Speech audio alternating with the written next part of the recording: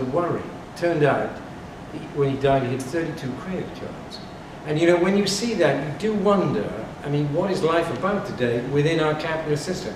And I would want to distinguish, I think, the whole sort of postmodernist culture, the zeitgeist and so on, from the system, because I can see the system having very different kind of philosophies which imbue it, and very different kind of people. But Brian, I'm not going to let you get away with that, because the capitalist system, you can have different capitalist systems, but don't you think the capitalist system to some extent requires the creation of desires and the creation of the credit to feed those, to give people the means to feed those desires?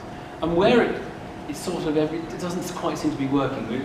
Typically, for example, today, Germany, where people just simply are, everyone says they're not consuming enough, they're saving too much, they're not spending enough.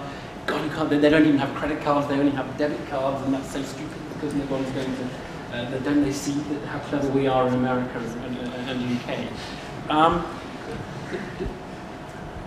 It's not a sort of contingent part of the system, but the economic success that we talk about here relies on all the things that you're saying you would rather put aside.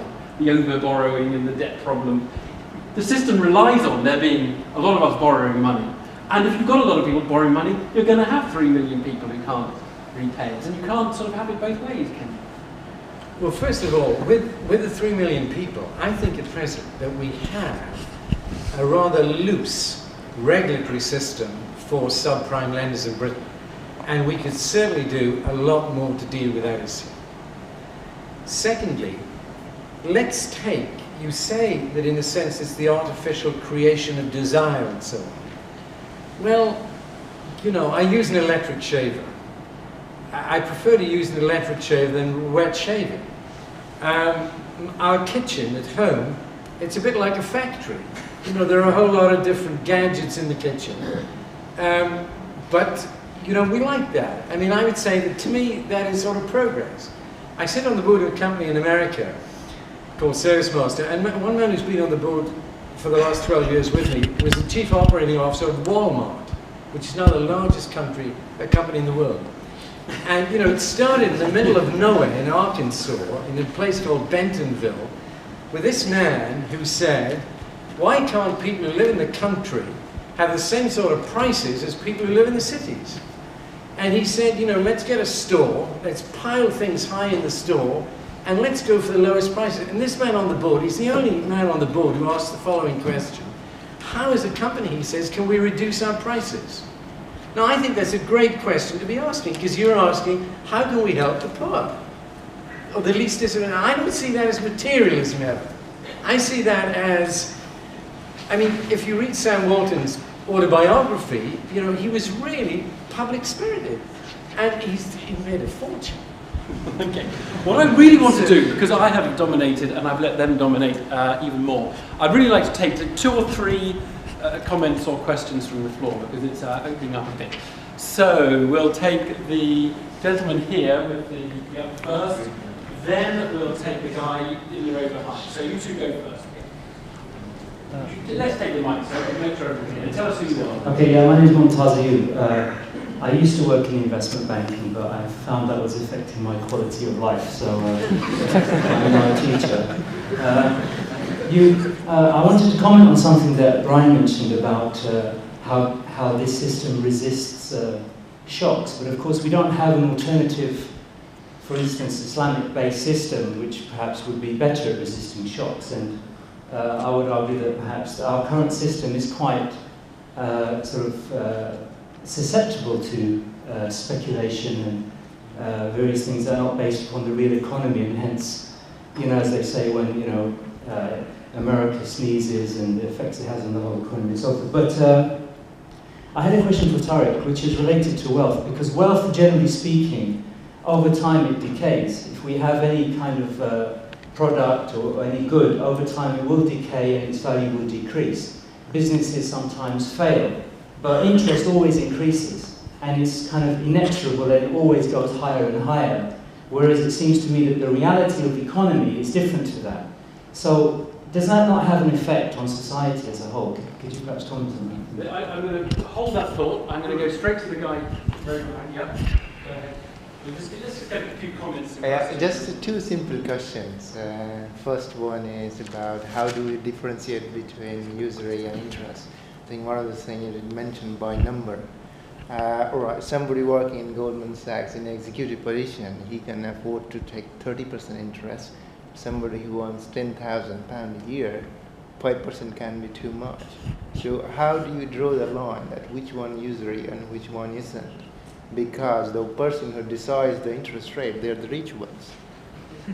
Second question, the whole market of credit cards, it runs based on the assumption that there are n number of people who is going to default, and we are going to charge them very high rate of interest. Don't you think this is, interest-based system is encouraging to have a kind of environment where poor people are becoming victim of these kind of circumstances? Do you have a credit card? Yeah, indeed. Unfortunately, we have to live in this society. So. Okay, I mean, you don't have to really do, because you can, but it's not a Well, I think thing is that when you want to buy a house or you want to buy something, car or something like your credit scoring will be checked, and if you don't, you don't have a good credit history, you will be denied. Well, obviously, yeah. So it's part of the whole system, but basically you get caught in it. So these two questions. So do you feel a victim though, or do you feel? It's not a victim, but you heard a lot of stories in BBC. How these people got ripped off, this much credit card, this much that. But I think, I mean, don't you think this internet-based system is encouraging this to have this kind of business environment? Another comment from the floor. Should we take the chap at the front here? That would be good. Just wait for the mic. We'll get it over to you. Just jot down whatever points you want to answer or comment on. We'll just get a few more. And then we'll go right to the back. Yes, go ahead. My name is Vincent. I'm a student. My question is to Lord Griffiths. It seems that so far in the discussion, every time a sort of major problem with the current system is pointed out, you seem to have sort of suggested solutions within the current system. And kind of be, are you reluctant to sort of just nip the problem in the bud? Do you think we've just gone so far down this road that it is actually impossible to sort of bring about a system, an interest-free system? So is that where your reluctance comes from? Because it seems that the sort of proposals so far have been a bit okay. We'll increase regulation within everything happening within the system. Do you feel actually that there is no hope of any other system? Let me just ask you though. The premise of your question, which is very much have you stopped beating your wife, is that the current system is broken. And that's why you might entertain a really radical alternative. Now, Tarek clearly thinks the current system is seriously broken. Yeah.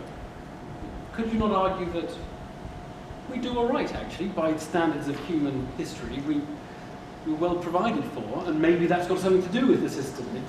It's not that bad, wouldn't you? Yeah, I suppose you can look at it from two perspectives. If you look at it from the Islamic perspective, then obviously you're trying to get out, even, it doesn't matter how high your standard of living is or whatever, you're still trying to get out of it because you feel it's wrong. But even from a non-religious perspective, there are lots of issues which have been pointed out, which, whether you're religious or irreligious, you can still identify that those are problems. And perhaps some of those problems can be solved with a radical, and what seems to be a radical solution. But let me put the question a different way, because I want to know where you're coming from. Do you think society is currently a mess and awful, or do you currently think, actually, we're quite well off and it's all, life is good? I mean, are you sort of thumbs up or thumbs down? Well, I think materialism, on a material level, you can say thumbs up if you're just going to analyze it only from a material perspective. But if you analyze all the deeper levels, on the spiritual perspective, on people's motives, intentions, on people who are actually suffering as a result of the system, then obviously I think it's quite clear that there's lots of it's past. Yeah. Okay. Yeah, there's lots of problems. Okay, we'll take one more. I said at the back. There's a gentleman right at the back. Yes.